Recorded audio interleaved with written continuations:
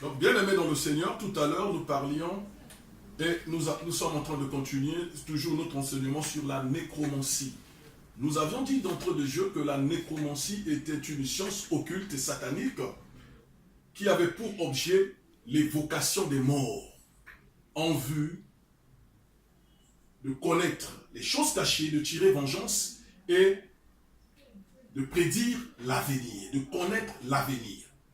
Alors aujourd'hui, dans la parole de Dieu, nous lisions tout à l'heure dans Deutéronome 18, 10 à 11, qu'il était strictement interdit de pratiquer certaines choses.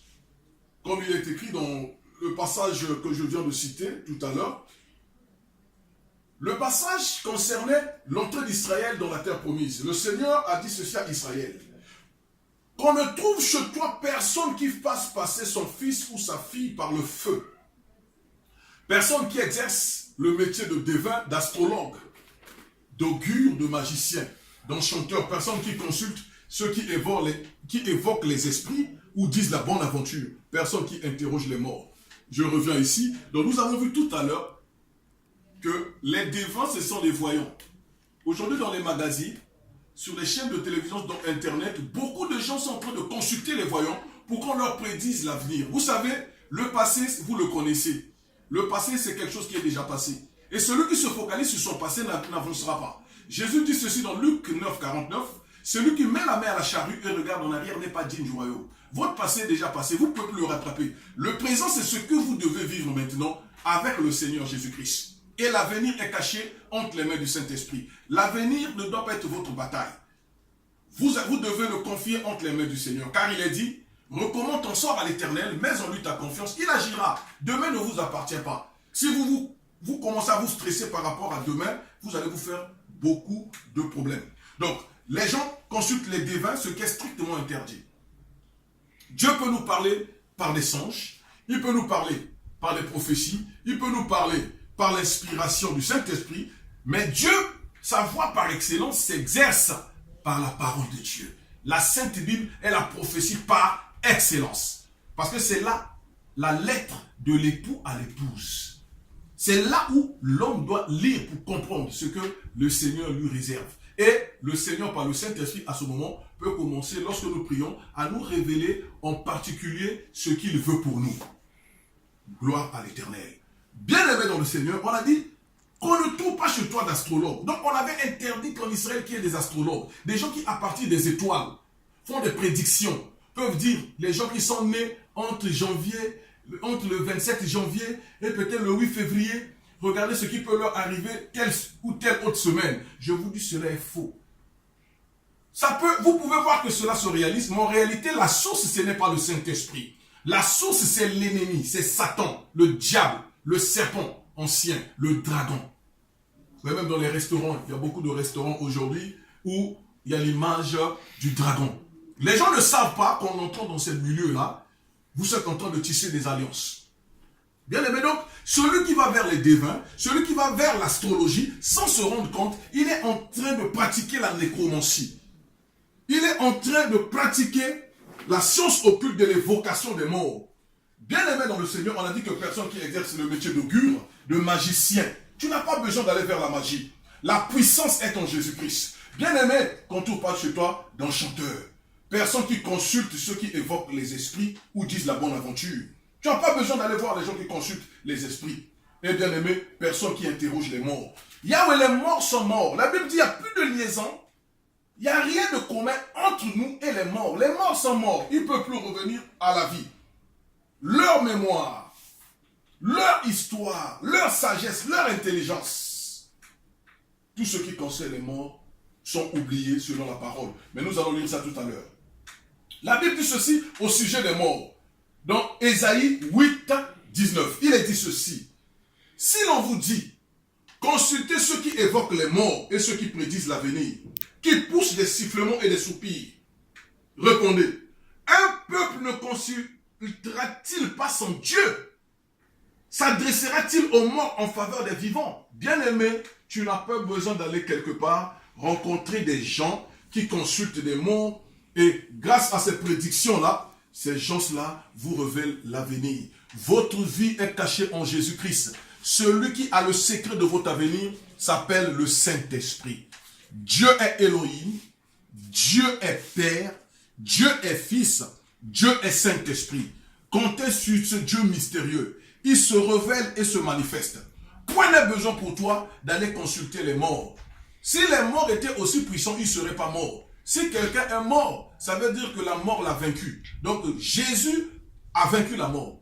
Et nous, aujourd'hui, nous savons, lorsque nous mourrons en Christ, le Saint-Esprit, un jour, nous redonnera la vie en Christ Jésus. Mais tu ne peux pas aller consulter encore les morts. Fut-il grand serviteur de Dieu, fut-il grande servante de l'Éternel, quelle que soit l'onction qui a été dans la vie d'une personne, les morts sont morts. La Bible nous dit ceci, frère, toujours au sujet des morts.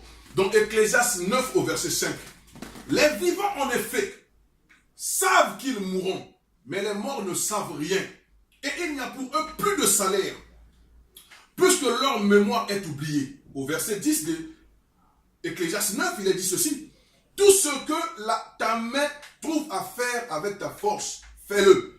Car il n'y a ni œuvre, ni pensée, ni science, ni sagesse dans le séjour des morts où tu vas. Donc les morts ont perdu leur mémoire. Il n'y a plus de contact entre les vivants et les morts. Quand quelqu'un meurt, il est parti. Nous n'avons pas besoin de prier les morts. Nous n'avons pas besoin de consulter les morts. Les morts sont partis. La Bible dit au sujet des morts qu'ils ne savent rien. Il n'y a pour eux plus de salaire, puisque leur mémoire est oubliée. Leur œuvre, leur pensée, leur science, leur sagesse, toutes ces choses n'existent plus. Donc, ce n'est pas bien d'évoquer les morts. Vous voyez, je ne dis pas invoquer. Parce qu'on invoque Dieu, mais on évoque les esprits. Ça, j'aimerais que la nuance soit claire. On invoque Dieu, mais on évoque les esprits. C'est déjà péjoratif. C'est négatif. Lorsqu'on dit évoquer, ça veut dire qu'il y a déjà la présence des esprits maléfiques. Bien-aimés dans le Seigneur, Dieu nous interpelle cet après-midi à sortir des pratiques nécromanciennes. Bien-aimés, la nécromancie, l'évocation des morts, la consultation des morts était strictement interdite dans la parole de Dieu. La Bible dit ceci dans Actes 17, 30. Dieu, sans tenir compte des temps d'ignorance, annonce maintenant à tous les hommes, en tout lieu, qu'ils aient à se repentir. Beaucoup de gens ont pratiqué la nécromancie sans s'en rendre compte. Mais aujourd'hui, l'Éternel, pendant que tu me suis, ou que tu sois sur la face de la terre, Dieu t'interpelle. Sors de ces choses. Tu n'as pas besoin de prier les morts. Tu n'as pas besoin de chercher les morts. Bien aimé, j'ai perdu ma mère, ça fait 28 ans. Je ne l'ai jamais rêvé une seule fois.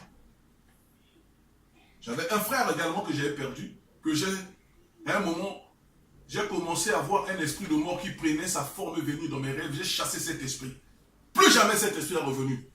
Les morts sont morts. Si tu vois un mort dans ton rêve, tu chasses cet esprit. Je dis tu chasses cet esprit. Alléluia. Tu n'as pas besoin de rêver les morts. Tu n'as pas besoin d'eux. Leur mémoire est oubliée. Alléluia. Il peut arriver dans quelques cas que le Seigneur te montre deux fois un défunt, mais souvent c'est quand c'est des serviteurs de Dieu, quelqu'un qui a servi peut-être Dieu, il peut te donner un message. Mais je ne t'encourage pas dans ces choses. Je t'encourage à chercher le Saint-Esprit. Les morts sont morts. Un enfant de Dieu ne doit pas pratiquer la nécromancie. Commencer à prier en citant les grands serviteurs de Dieu qui sont morts. Ah Seigneur, je veux voir un tel, donne-moi l'onction d'un tel. Un tel est déjà parti. Tu n'as plus besoin de son onction. Si tu voulais avoir son onction, c'est pendant qu'il était vivant. Il fallait que le transfert se fasse pendant qu'il était vivant. Maintenant qu'il est mort, il n'y a plus de lien entre les vivants et les morts. Bien-aimés dans le Seigneur, par la magie, les occultistes et les sorciers parviennent à manipuler par l'aide des démons les âmes de ceux qui meurent sans Jésus-Christ. Ils en font leurs esclaves qui travaillent pour leur gloire, leur élévation, leur enrichissement ainsi que leur renommée et succès. Bien-aimés dans le Seigneur, écoutez ce que la Bible dit dans Apocalypse 20 au verset 13. Il est dit ceci.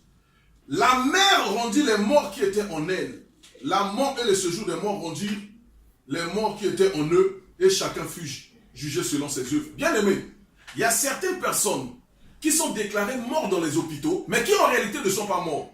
C'est juste de la manipulation, c'est comme des mises en scène. Vous voyez quelqu'un qui meurt comme ça, c'est un peu comme dans une de nos tribus ici chez les Makwa.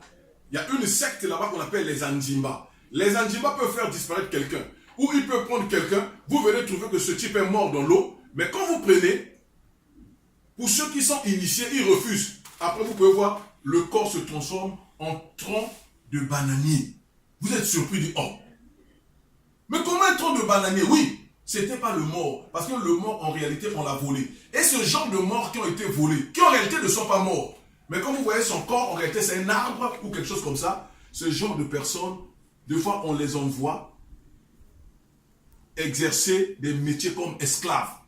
Les âmes de ces gens-là travaillent en faveur des gens qui travaillent le diable, ceux qui les ont envoyés là-bas. C'est pourquoi certaines personnes, pour avoir la renommée, pour avoir le succès, ça peut être des stars du cinéma, ça peut être des stars du football, de la musique, de quelque domaine que ce soit, basket, peu importe, le sport en général. Ça peut être dans les domaines scientifiques, ça peut être dans le domaine politique. Il y a des gens qui font des sacrifices comme ça. Et ces âmes-là, lorsqu'elles vont, en réalité, ces âmes ne meurent pas.